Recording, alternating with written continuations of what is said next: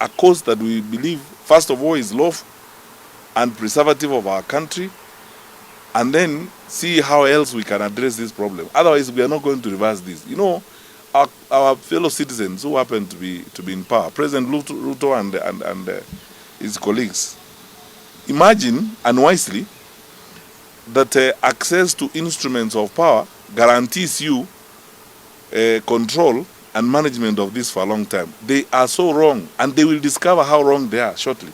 The unfortunate thing is that it will be at the expense of lives such as those that were lost in Homa Bay.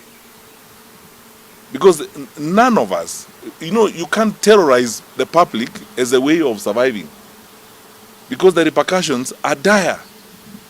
When Wananchi begin to respond to this terrorism, to this madness by the state, you will not be able to control the country. You are radicalizing the country to a point where you won't be able to control it.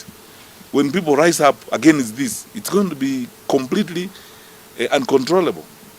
Because ask yourself the question, these people you are paying, these thugs you are paying and goons and all that, to terrorize your opponents, when they are done terrorizing your opponents, what are they going to do?